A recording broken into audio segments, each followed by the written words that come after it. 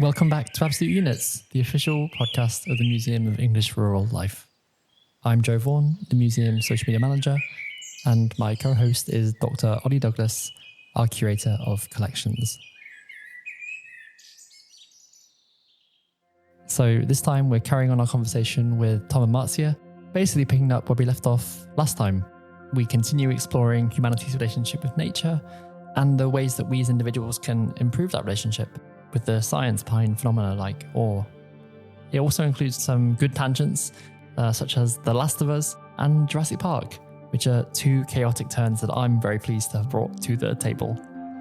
We finished by talking about some exciting next steps coming up with Tom and Marzia at the museum. Enjoy the episode.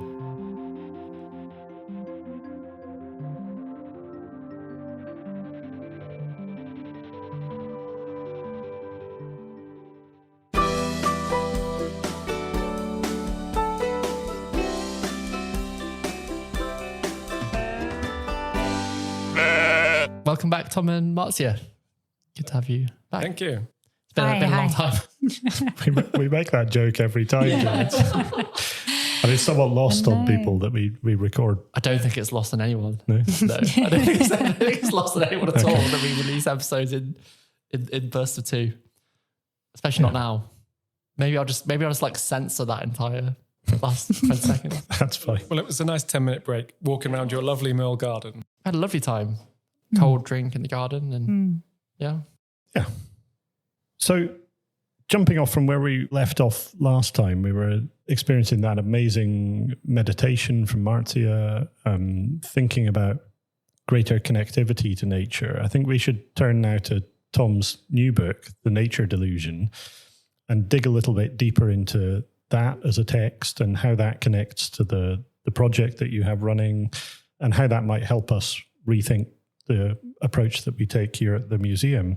Rather neatly, The Nature Delusion was published. It came out during the run of Radical Rural, in which your project featured and was mentioned.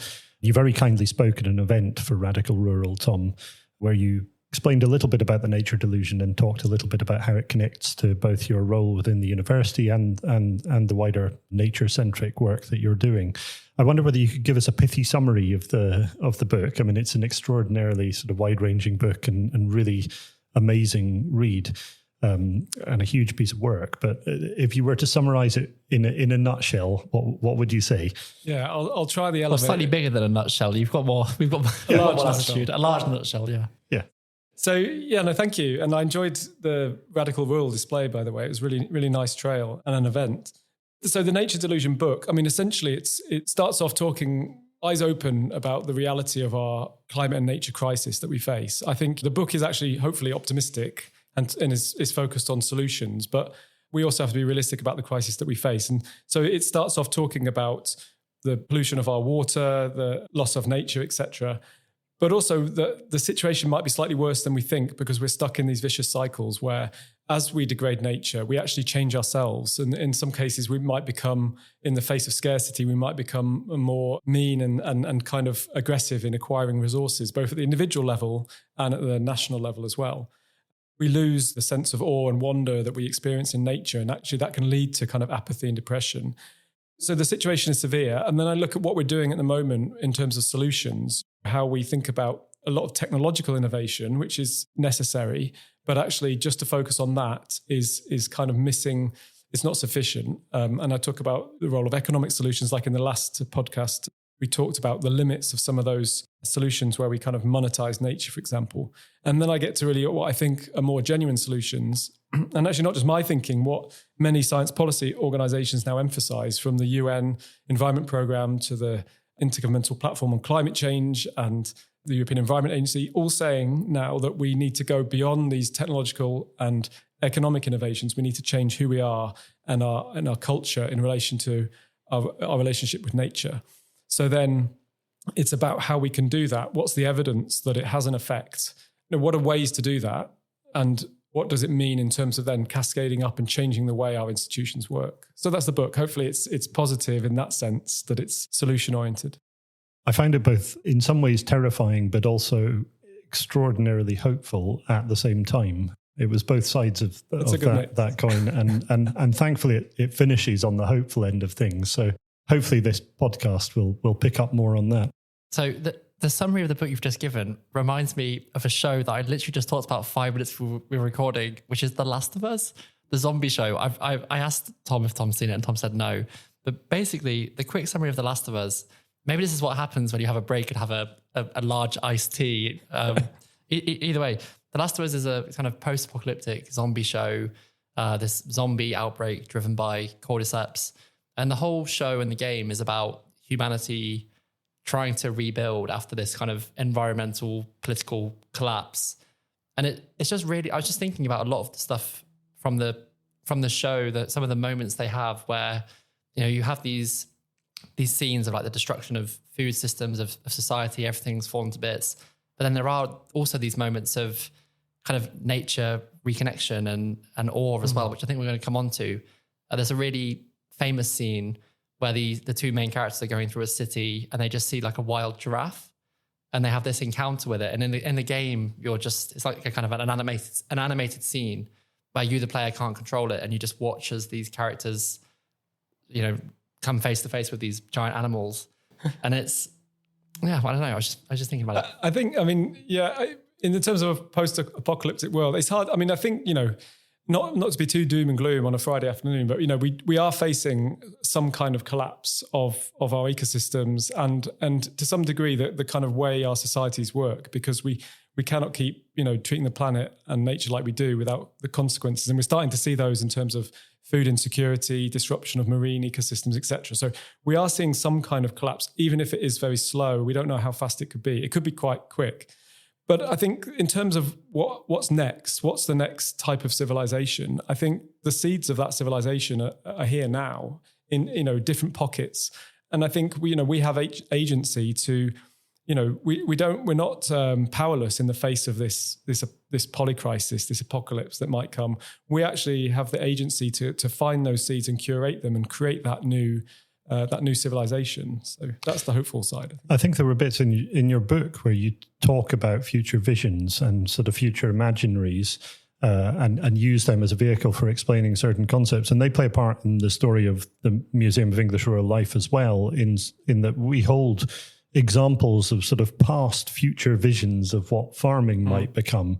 And I think what's really interesting in looking at those things, a bit like the show that you're talking about, Joe, is that they capture that paradigm at the moment they're created, the way of framing and thinking about the world at those particular moments. So the examples I'm thinking of are films from tractor companies about radio-controlled tractors in the 50s and the 60s, or adverts in Farmers Weekly that depict people standing at a window in a kind of mid-century farm of the 20th century and watching robots manage their farm for them, which aren't that far removed from the truth. But all of these sort of mid-century moments ignore the current environmental crisis and the way in which perhaps those robotic farming futures and automated technologies now would be thinking and incorporating that environmental and nature consideration into their practice. And I think the same is true with the series. It sounds to me, I haven't seen it either, but it sounds to me like it's incorporating some of this sympathy and empathy with nature in a way that you probably wouldn't have seen in a similar apocalyptic vision of the late 20th century, where you might have seen war-type solutions or technological adaptations rather than things that are accommodating of nature. So I think there's something really interesting in that. And I think it's interesting to think about the future. I mean, there was a time capsule, wasn't there, buried here at the Merle for the University Centenary that will be opened in 100 years. We're hoping to do a podcast about that in 2026. No, we're going to have to wait. Although we have to remember there is one under the School of Agriculture Policy and Development building that was put in the foundations when they built the building, but no one can quite remember where it is. So we have to make sure that this one... They've been careful with this one. They've meticulously marked where it is. So. They've also catalogued the content and made it, I think, a closed archive so that it can be opened as an archive, even if we can't find the time capsule. Yeah, sorry, Tom, you go. No. I just imagining people in the School of Agriculture giving everyone a spade at lunchtime to sort of find this capsule. Yeah. But the one in the Merle, I mean, they asked me to put a copy of the book in, which was really honoured to do that. And writing in the cover, the book is about this nature-centric way of thinking. And when we think about the future, we often think about technology. I don't know, I do. And you're thinking, what will the future be like? I'm thinking, hoverboards or new technologies. But we rarely think about how we as people might be different, how we might think differently and feel differently. The book is about that, changing our relationship to nature and seeing ourselves as part of nature. So this idea of a nature-centric worldview. And writing in the book cover, I was kind of writing, I wonder if this book will either be open in this kind of dystopian world and they'll be like, we should have maybe thought more about nature, or it will be opened in this world which we cracked it. And this idea that we're part of nature, and it seems so obvious and archaic almost, it could be that. And that's maybe hopeful. Yeah, I mean, I just wanted to go back to something you said earlier about different ways, if we face ecosystem collapse and the different ways of being. And I think in crisis, we have seen that we do then tend to community ways of living. We saw that in the most recent crisis. But this communitarian way of sharing and living together, I think, is going to be hopefully a different way of governing society compared to the way we're doing it today, which is that extractionist, finite resource. And if we face collapse, hopefully that's the type of, and we've seen it in our work by bringing communities together, people doing work that is so important, but coming at it from different points of view. Building those communities, building those networks is really a key to the success of shifting this culture to a nature-centric view. Yeah, I think that reminds me really powerfully of the work of the Fobney Martians and Adrian Lawson, who we've had on the podcast, and the work that that group of people from this local community coming together to support and manage a particular tract of land, which also has reminded me of an amazing contribution to one of your nature-centric coffee houses when Paul Powellsland, the barrister and another river guardian, stood up and spoke really powerfully and really inspiringly with his future vision for the river Roding, which is the river that he cares for. And it was just the most incredible, impassioned and hopeful vision of where we could be in relation to our connection with nature if some of those challenges around rights and legal issues and sort of wider policy are resolved. Yeah, but I think sometimes, it's the people there are so many people in communities doing amazing stuff, and they just don't have the profile of, they don't, but there are amazing people doing amazing things. And I think that ensuring that we continue to bring this playfulness, art is really important in getting people to engage with what we're doing. And I think there are so many interesting pieces of work around music. I don't know if you've heard of, sorry, losing my train of thought. So you can just cut all of that. No, but I was going to say, and something else I wanted to bring up is awe as well. Because I think we were saying earlier that awe is something that, is kind of disappearing a little bit in the busyness of modern lives. I was actually thinking about this when we were recording the last episode, when the bumblebee came in. We were talking about had the need to have nature on the board, and then we had a bee flying around the mics, and you were all making extremely eloquent points, and I just couldn't stop following this bee. Yeah, I think Marzia mentioned awe in the last episode. Tom mentioned it earlier, and I think it comes up in the book. Tom, Marzia, what do we mean by awe when we're talking about nature? Can you describe to me something that you've experienced that's given you that experience and that sensation? And how is that useful in challenging and solving some of these crises? Well, I think there is a moment or many moments in our lives where we can kind of feel, less of a self and more in a connection with nature. And that's especially true when you're a young child. When you're a young child, you're less of an ego, and, everything around you feels as though it's part of you. So you can feel the thunder. I grew up in South Africa. You can feel the thunder. You can hear the thunder. And as you grow up, you start to sort of form an identity and a self, and then you sort of see yourself as separate from nature. But then moments of awe and wonder, which can happen at any time. I mean, I grew up in a place full of nature, awe and wonder. And when I came to the UK, I lived in London. I also think I didn't have the confidence to access the countryside as much, because I didn't grow up here. And maybe if there's an overgrown footpath or the sign's been removed, I didn't know you had a map that could show you where all the footpaths are, and so you don't really access nature here because you didn't grow up here. But then I've met Tom, and he started taking me on walks around the countryside. And I realized that if you time it right in this country, there are actually so many amazing moments of awe and wonder. And I mean, the one I can really remember is seeing a field of bluebells, seeing the purple haze in the distance, and then getting closer and closer and closer, and just...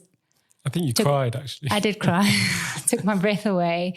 It was just magnificent. And I was like, hold on, like I've lived in this country for 15 years. I've never seen this. I didn't even know it existed, But that confidence and having access to these nature, these nature spots in the UK is so important. The other one was a murmuration. I saw a murmuration for the first time. I was like, what is that? Like, what is going on? And I said, no, it's starlings. And then then you learn the word murmuration, and then you have to say it all the time because you're like, it's a wonderful word. Yeah, I saw a murmuration. And then you teach your kids, and then you show people. You're like, oh, look, there's a murmuration, and I don't know. I just think that it's all about timing in this country, but. I also think there's also a bit to be done in access and having the confidence to access these spaces.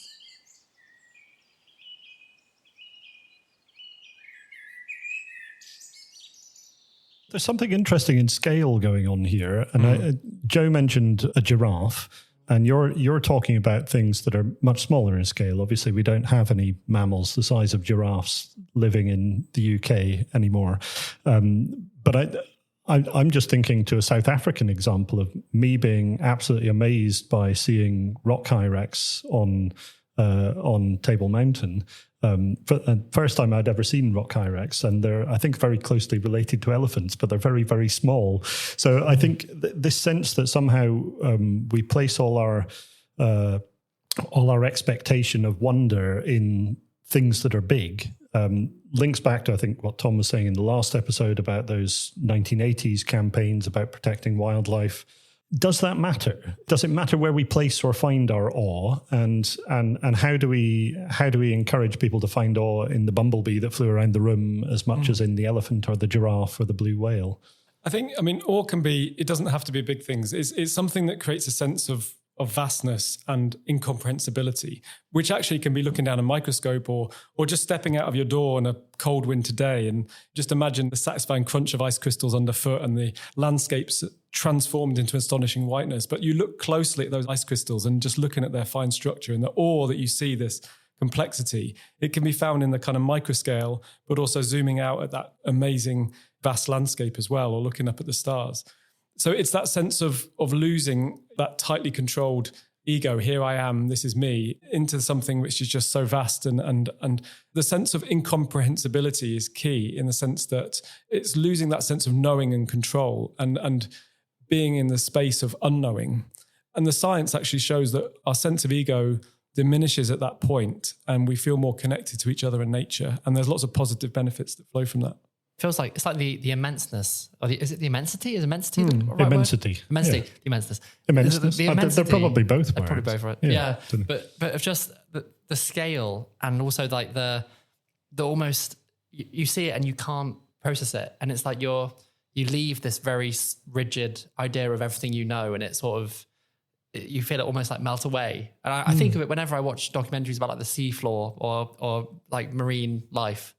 It's just a completely different world. You don't experience that when you come into work and you walk into the galleries and you see a small hand tool that's part of a vast collection of objects that tries to encapsulate but fails miserably the experience of but rural sometimes England. in museums as well. I think it's I mean, there's a brilliant museum example that you cite in the book, Tom, that I think is an experiment that proved this sort of value of awe in relation to sort of connectivity, isn't there? Yeah, there's an interesting study. I think it's an American museum. So there's a lovely book actually by someone called Daka Keltner called Awe, and it's about the science of awe, which I'd recommend if people are interested in this topic. The types of studies that covered in those book are one, as you talk about, that there's a museum and people can face this big Tyrannosaurus Rex exhibition. And obviously, you know, it's huge and it's kind of awe-inspiring in some respect. Is it Sue, the T-Rex? I'm There's not a really sure famous T-Rex called Sue, but I don't know. I didn't know T-Rexes had names. This T-Rex did. We'll check it out and put it in the show notes. Okay. They had a really famous Twitter account. So I didn't know T-Rex could tweet. So Sue, this is Wikipedia, Sue, officially designated FMNH PR 2081, is one of the largest, most extensive and best preserved Tyrannosaurus Rex fossils ever found. Could be. Sounds pretty awesome. And it was awe-inspiring. The Field Museum in Chicago. Okay. So I mean, pick your favorite T-Rex, but facing a T-Rex, you may experience a sense of awe, but as we said, it doesn't need to be something big, just something, you know, that inspires wonder. And then the control, it would be people facing away from and just looking at a featureless wall. And then they would ask a questionnaire, and this questionnaire elicits essentially how strong your sense of individuality is. And people in the treatment where they'd experienced this sense of awe, their ego was diminished. They saw themselves part of a bigger group. And then you can go further and follow up and say, well, actually, you can do experiments, say, well, would you give money to charity? Would you help other people or other species? And when people feel awe and that sense of a loosening of the tight bonds of our kind of ego, then they tend to be more generous, and then they also incidentally recycle more, reduce their carbon footprint. So we see a clear link between the awe and wonder of nature and our capacity to care and protect and feel part of nature. So can I throw a curveball in here? Mm-hmm. Have you all seen Jurassic Park? Yes. Because I'm thinking a lot, I think maybe it's T-Rexes, but I feel like Jurassic Park is an amazing example of like nature and awe, and also humans coming together after these like really strong experiences. Like you have the beginning where the scientists see the dinosaurs and they're so impressed by it and they can't believe what they're seeing. Then you have the horror of actually they come to terms with the immensity and the scale and the danger of these animals. And then there's this like very human transformational story where I've forgotten his name. The main guy learns to love and look after the kids. I mean, there's something playing out there. Yeah. I don't know. Struck dumb by your Jurassic Park analogy.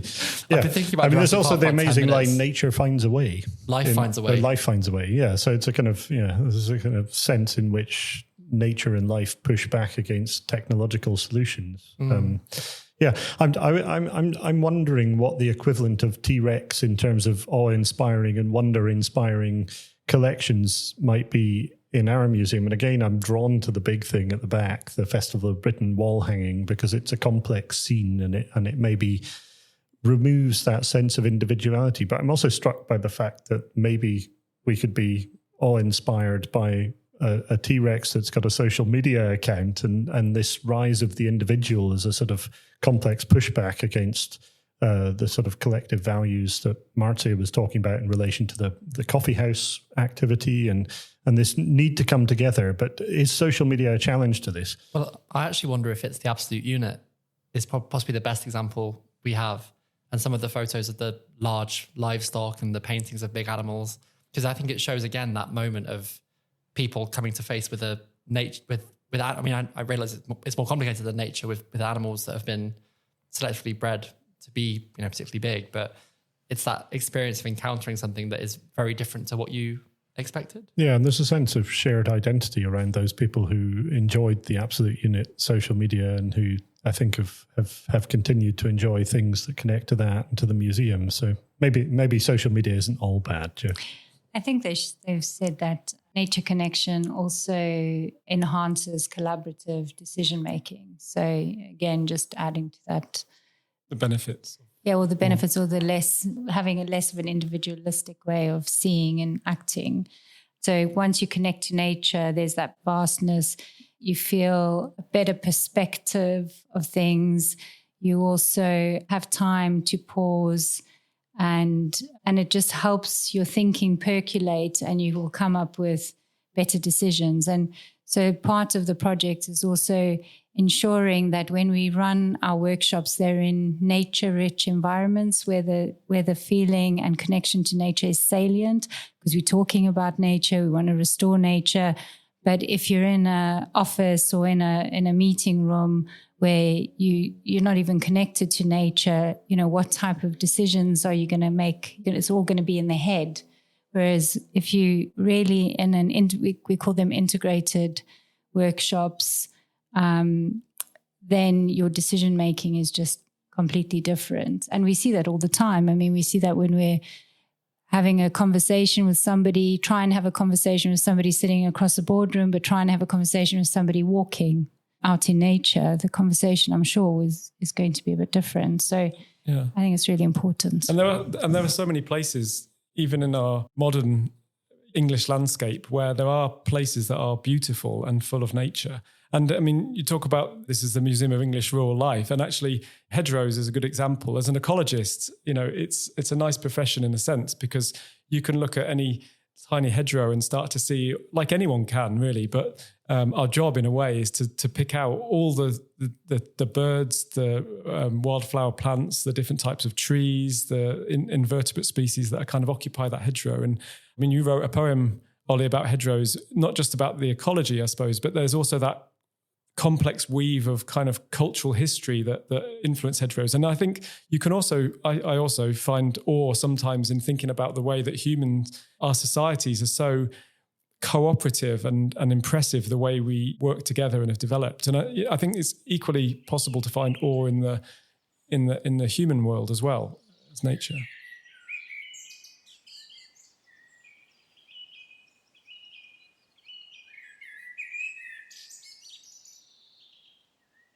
Just wanted to flag, if you want to hear Ollie's poem about hedges, I think we recorded it at the end of the episode about Old Crocken.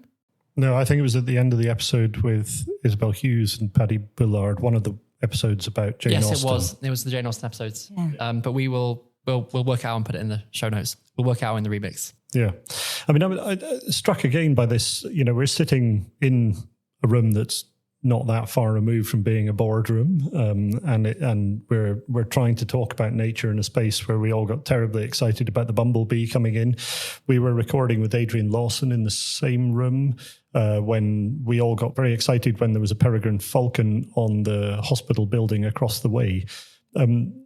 Nature sort of creeps in, doesn't it, and finds its way into the cracks. Finds a way. Yeah, and this is the thing. A lot of people will say, "Oh, there are spaces where people cannot be connected to nature. They're not, in the countryside, for example.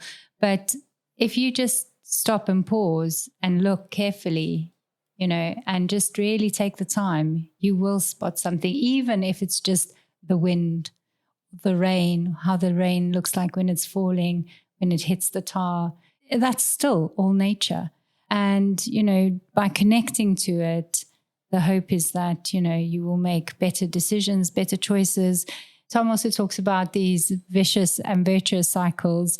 And vicious cycle is the more we lose nature, the more we kind of forget, or we don't have the proper tools or visioning to think of new solutions. And we lose the sense of awe. And we lose the sense of awe. And there's this shifting baseline, right? And we all know what that is. But then you can also enter into a virtuous cycle. So when you start to connect to nature, you start to make different decisions, and then you can catalyze, nature positive behaviors. And if we do that more and more, then we can restore nature. And if we can do that even more, we can start to envision. And that's where this visioning comes in. So one of our workshops was about trying to vision a nature-centric housing development.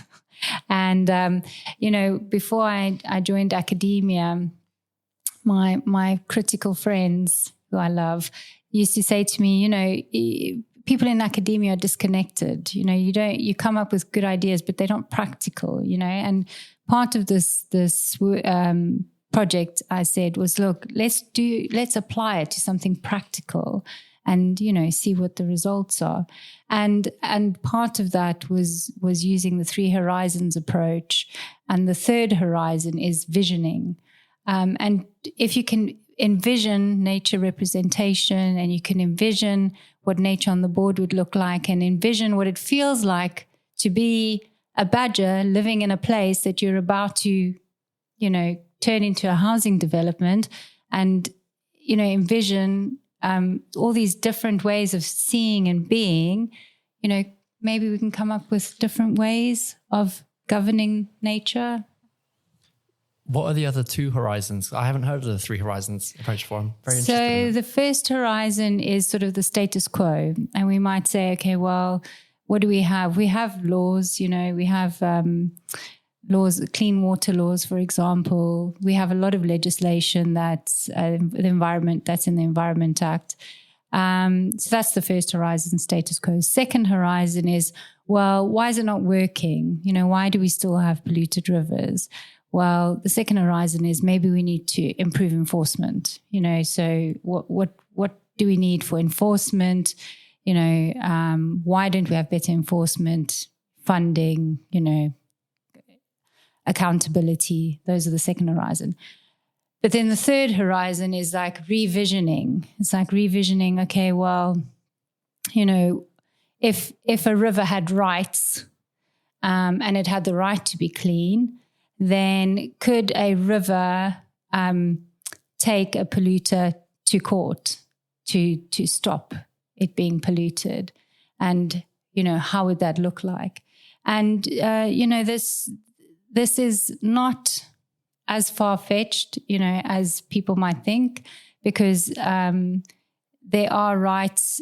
There's a lake in Spain called Mar Menor, and a wonderful barrister based in England called Monica Briel, and she is representing the Mar Menor, which has rights, and taking action in the European Court of Human Rights, I believe, to set a precedent, and that's how we change the laws. So, I just wanted to point out that. To be able to change the laws, obviously these are novel approaches. And in some countries you have constitutions. So like in Ecuador, they have a constitution, and in the constitution, Mother Earth has got the right to thrive. So it's in a document and people can refer to it. And then if mines want to extract from a rainforest or cloud forest, then Mother Earth can take action.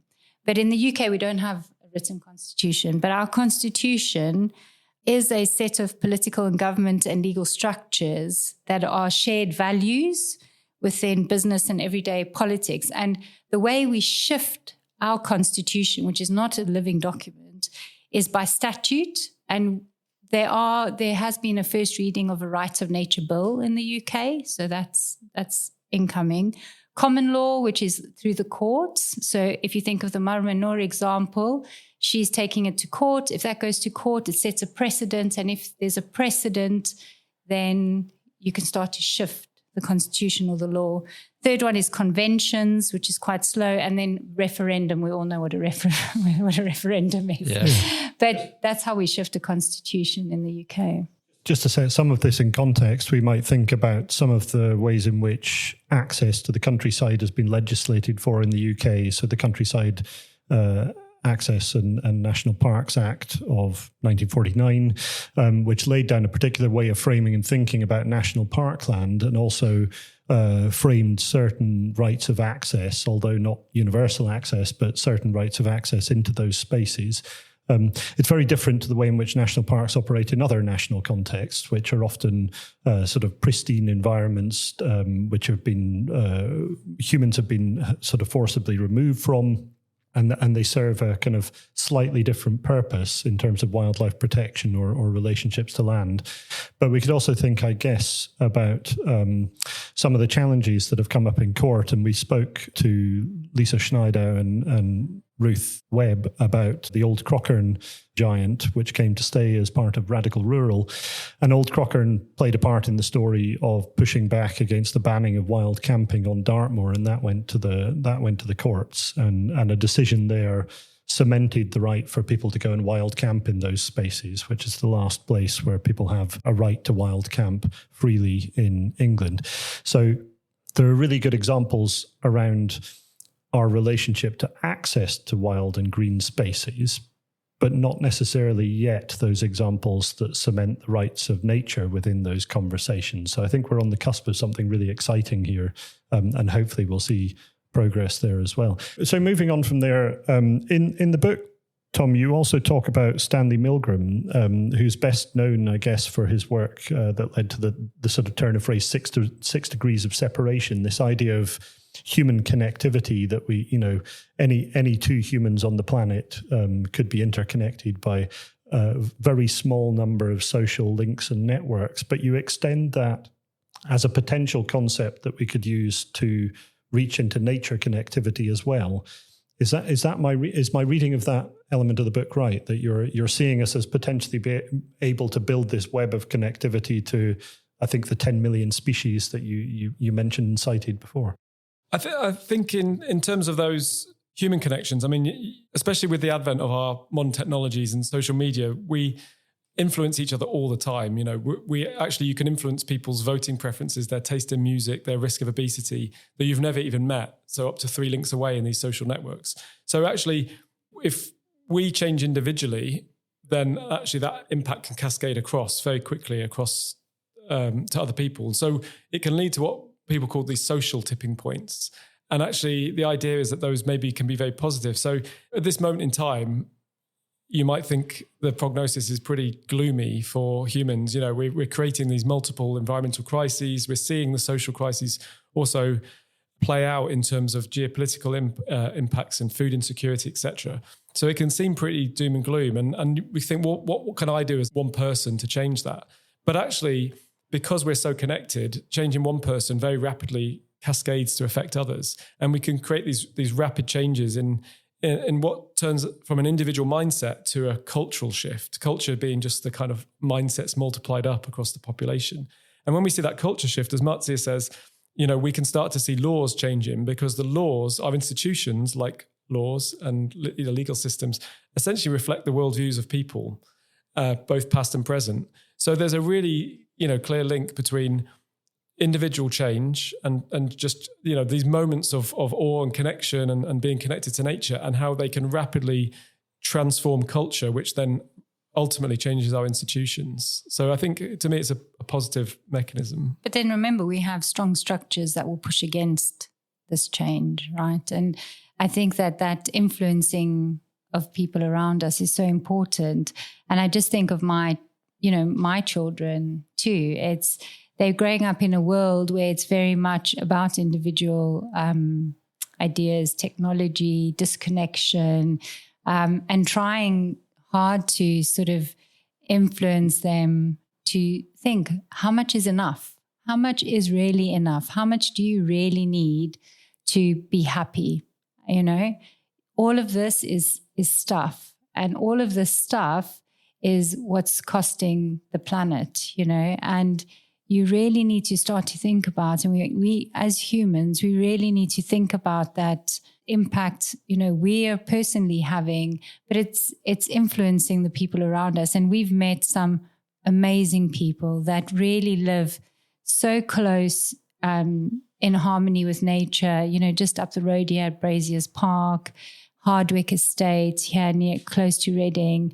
And you can see how you can live in harmony in a community setting, and it works, and it's really inspirational and exposing people around us to that is so important, I think. It reminds me as well, actually, of when we spoke to Lisa and Ruth about Old Crocken, which I'm aware we've referenced quite a few times now. But Lisa made the point that she had really wondered what would have happened if the landlord of the estate who was restricting access to Dartmoor, what if he had known its meaning?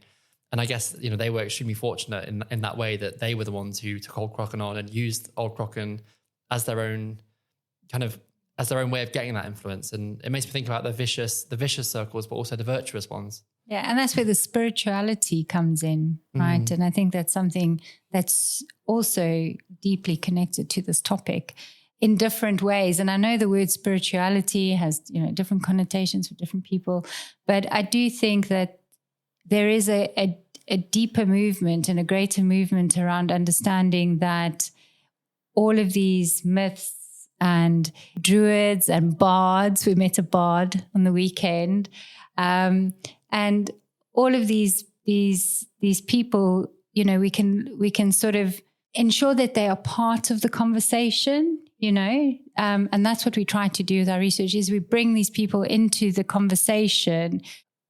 Anecdote, I invited a shaman to one of our workshops, and she rang me up and she said, look, I don't know if I can be my authentic self if I'm going to be surrounded by policy people, academics, I just want to be. And I said to her, please be your authentic self, because that's exactly what we need. And she came and, she engaged, she represented nature. And at the end of it, she said, oh my gosh, I learned so much. And people spoke to her and they walked away and learned so much. And I think we all need to be open and modest enough to say we can still learn so much from each other. And through this learning is how we're going to shift the culture.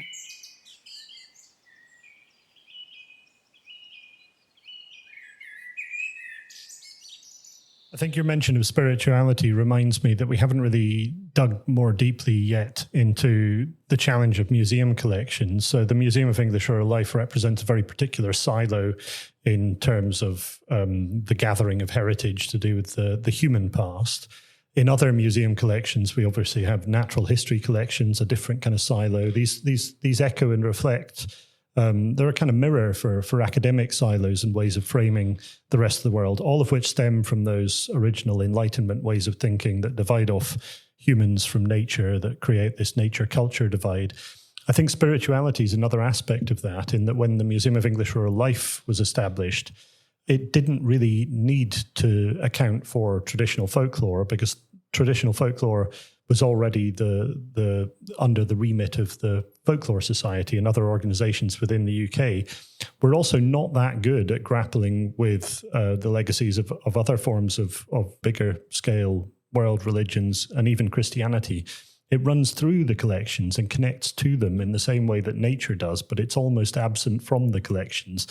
So we've got a job to do in terms of filling gaps in our collections, and I guess a job to do in terms of greater conversations and connections to other heritage institutions in order to be more comprehensive and more able to reflect that diversity and complexity.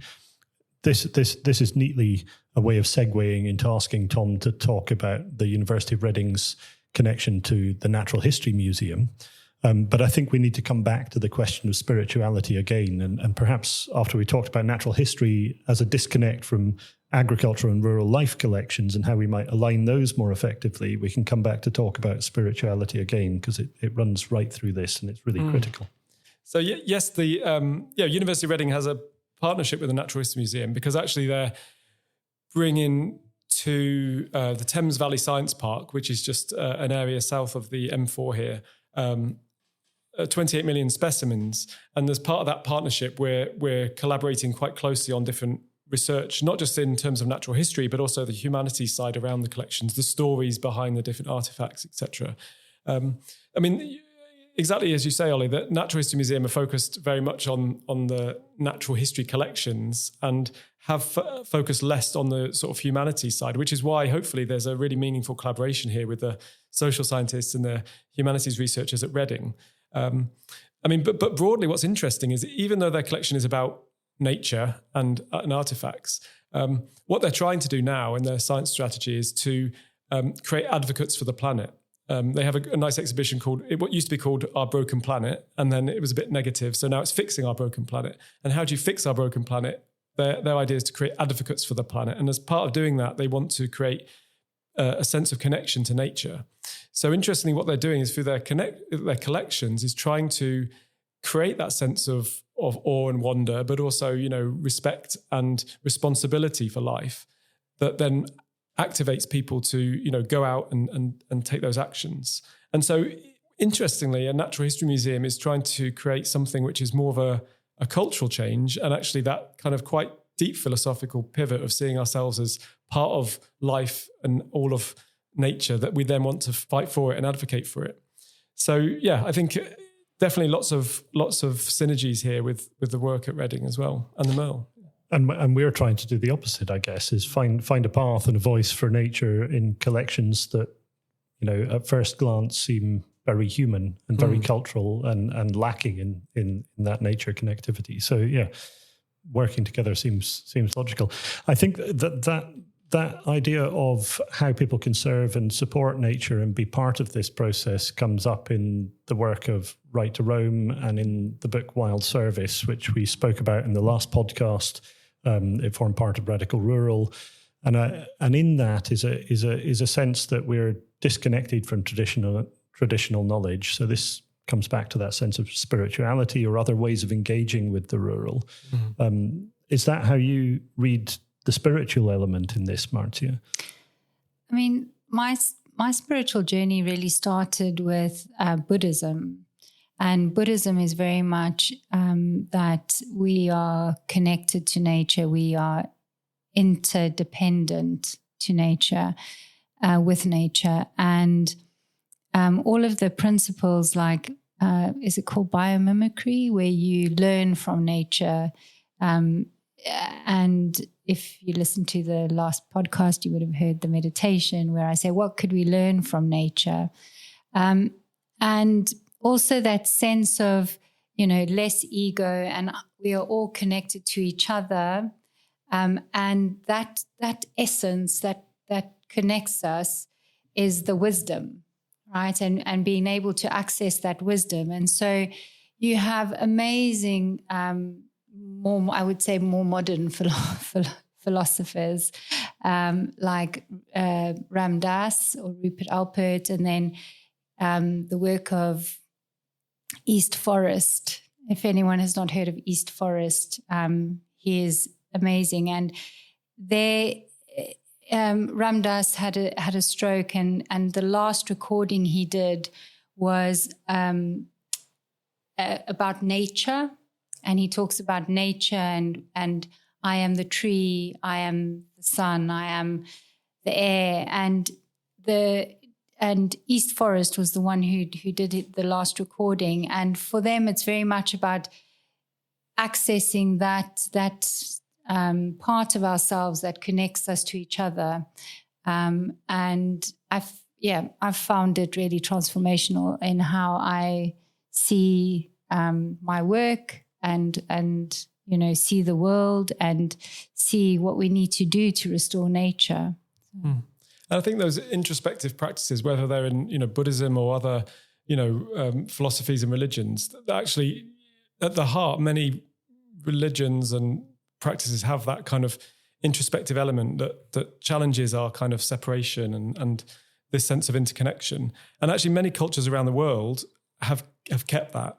Many indigenous cultures still see nature as an ancestor and as part of them. In the UK, we had that with our kind of early cultures, but then they've been disrupted by various conquests. Whether it was the Roman conquests or whether it was the feudal suppression of the Dark Ages and land ownership, and then the Enclosure Act, and gradually in the UK we've been pressed out of us this connection to the land. And I think writers like Nick Hayes, you mentioned the Wild Service book, and his Right to Roam. Really, the Wild Service book is a good example. It's an edited book, And it's really bringing together sometimes older philosophies of paganism and druids, but also meshed with newer ways of seeing and celebrating and new rituals around nature. And there's no reason to say we have to use the old songs. Why don't we create new songs? And maybe there's some mosaic of these that we can then weave together to create this sense of service and respect and responsibility to nature. And I think that's where museums, maybe like the Merle, also have a role in terms of that reknitting of our new cultures. Well, that's actually almost the conclusion we came to in the episode where we reviewed Radical Rural. That actually that's the role of museums in this, especially museums like us. You know, when you have all of these amazing figures, creatives, artists, thinkers, looking at these problems and coming up with different solutions, that perhaps the museum could be a meeting place where these voices come together. I mean, and also at a time where it's summer solstice, right? And the seasons and being connected to the seasons and the meaning they have in our ability to sort of, it's time to rest. Okay, it's time to be energized now. Okay, it's spring. There's new growth. You know, what does that mean? What is my intention for the year? All of the seasons are also so important in this conversation. I want to pick up on one slight complexity to that, in that a lot of our understanding of other cultural ways of viewing the world stems from, again, Enlightenment ways of thinking, or from a moment when European cultures in particular were going out and obliterating other cultures, or trying to overwrite them or disregard them in some way. And in that context, there's also an appropriation of other landscapes, of other environments, of other ways of doing things. I'm slightly concerned that there's a degree of appropriation going on in a contemporary co-option of different worldviews and perspectives. So I just want to ask you, how do we ensure that this isn't a sort of another process of appropriation by a well-meaning scientific discourse or need, and one that's global, that's inclusive, that brings other people along for the journey as well, and doesn't overwrite or bulldoze their ideas. Yeah. So I think, I'll give you an answer as a scientist. You know, scientists work with ideas, and when an idea is not, a hypothesis is not supported, we discard it and we pick another, theory of how the world works. And so we have to be non-attached to our ideas, because we're looking at what are truths, or what we find gradually, is more likely to be the truth. And so I think appropriation is the wrong word. If there's an idea that we are connected to nature, we're not appropriating it. We're seeing it as a truth, which, as going back to the last podcast, it's fully supported by our modern science, whether it's our cell biology, talking about our bodies, our neuroscience, understanding how every neuron in our brain is changing in response to the environment around us, the smells of the trees, the pheromones of other humans, whether it's the social sciences about how we affect each other. All these sciences are now pointing to the idea that we are not these atomized, separate, isolated individuals. We are part of nature. So to me, I don't see it as an appropriation, but in a sense of a realization of a deeper truth that and in terms of what we take from those other cultures, for example, learnings and lessons that we need to apply to the modern context, we have to make them more bespoke. Because, for example, in an older culture, maybe they say a mountain is sacred and you can't go on this mountain, like Uluru, Ayers Rock in Australia. You can't go and take photos here. It's very difficult as a tourist to understand that. You say, I'm not really damaging it. I'm just climbing up to take a photo. It's a very different, and it'd be very difficult to say in the UK, like, let's conserve nature by creating sacred zones. It's a very difficult. So we might take those ideas or what's behind that idea of sacredness. It's a sense of responsibility and care and duty to protect elements of pristine nature. And we can say, how can we apply that in a modern UK context? And maybe there's different ways that we apply those principles of care and sacredness. So yeah, there's always going to be a kind of adaptation. Yeah, and I think it's also about being inspired and reminded.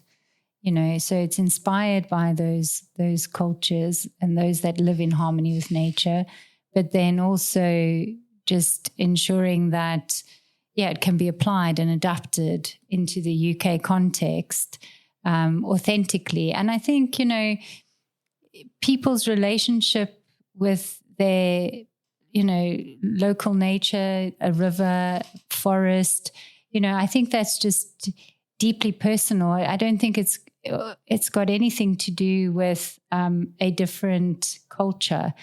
somebody else's culture. It's just, I'm here, I love this place, I care for it. And I don't think it's related to anything else. Yes, we might say, well, rights of nature, was sort of birthed in South America, and okay, we're applying it here.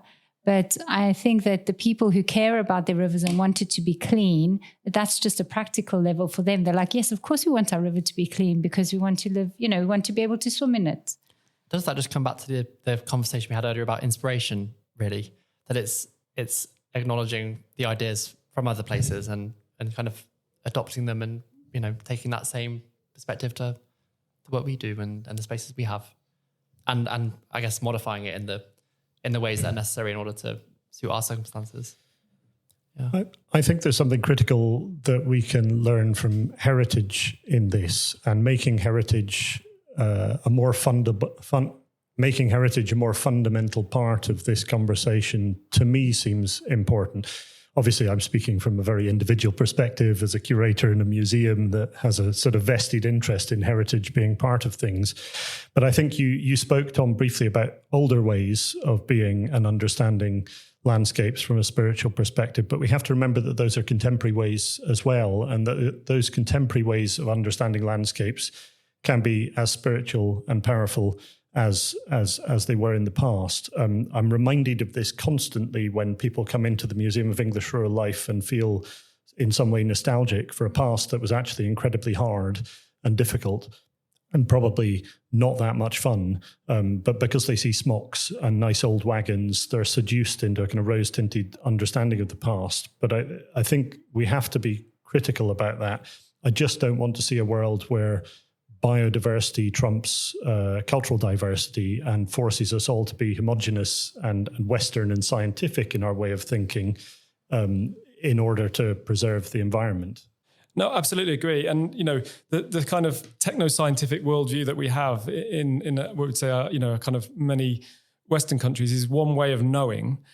And as we talked about, these kind of introspective techniques that you get from various different traditions and cultures, also another way of learning and knowing about the world, as well as our kind of so it's equally valid, and that's the reason for the motivation as part of this Nature-centric Catalyst project that we're working with you guys in the Merle to create that little bit of space where people can have those moments of introspection and not need to read about other facts and beliefs, but actually just in theory feel those moments of connection to nature more immediately to themselves. So would you talk a little bit about the work that you're doing coming up? Sure. We met Ollie at one of our workshops, and I think Tom had collaborated with him before, and they kindly invited us to help curate some spaces around the museum where people can just connect to nature. And if you haven't visited the museum, you really should, because it is such a beautiful venue, so nature abundant. And the one spot will be inside, where you can put on some headphones and you can listen to one of my meditations. Lovely voice. Lovely meditation. And just have that moment of rest so that you can carry on with your day. And then the other space will be outside. We're going to have a bench that's going to be have nature themes on it. And our friend that we've met recently, Rhodus, they're going to make us a bench, and in the bench is going to be lots of little carvings of insects hidden in little corners. So if the kids go and play on the bench or sit on the bench, you can sort of discover bits of local biodiversity carved into the wood. And another place where you can just sit and you have a beautiful view of a very pretty garden. It's just sort of, for me, there is that initial feeling where children have a little bit of a fear for nature, a fear for insects. And we think that there's a really nice way, like a tactile introduction to sort of touching a spider or touching, and and I think that's just really, really lovely. I think I'm looking forward to the bench being there so that I can find quiet moments in my working day and maybe find greater connection with nature. But I think that ties in neatly to the way in which we engage with, particularly our younger audiences anyway, through the rat trail as a sort of Friday fledglings, vehicles for discovery, lots of nature connectivity in the Merle and gardens, or on a micro level as well as that larger scale as well. And in the meditation experience, we'll be situated in the Nook, which is a space that's dedicated both to nature but also to sanctuary. So it has a neat kind of connection to that idea of cultural difference. Difference alongside acknowledging the needs and importance of nature. Yeah, thank you so much for, it's a great collaboration. Yeah. But hopefully the collaboration, like all good collaborations, will continue and will over time merge into one kind of institutional body that can take all of these ideas together. Well, we already are one life force. So it's been an absolutely astonishing conversation with you both. So yeah, thank you so much for joining us and spending the afternoon thank here. you so It's much. been Thanks brilliant. for having me. Where can people find out more about your work? The project that we keep mentioning is called if you just type Nature-centric Catalyst, University of Reading, then it should pop up. There's some pages. There's an annual report about the different workshops that we've talked about and the methods that we use. We'll put some links in the show notes as well. That'd be great. And then the couple of books you mentioned, the Self-Delusion and the Nature Delusion, are published. So they're out and they're on sale in the Merle bookshop, I think. They are, which is lovely to see. Yeah. And in the centenary time capsule. Yeah, if anyone wants to dig a hole in the garden, you might find it. We don't encourage that, I think. And Master as well? Yeah, no, my profile is linked to the Nature-centric Catalyst project, so you'll find everything there. Brilliant. All right, well, thank you so much. Thank you. Thank you. And thanks for listening again. See you next time. See you next time. Bye. Bye. Thank you for listening to Absolute Units. I've been Joe Vaughan and my co-host is Dr. Ollie Douglas. Absolute Units is made possible through Museums Partnership Reading, our Arts Council funded partnership with Reading Museum. We'll be back in 2 weeks' time with another episode. If you're enjoying, please tell your friends, tell everyone you know. It means a lot to us and we really, really appreciate any reviews and feedback as well. It means the world. Thank you and see you next time.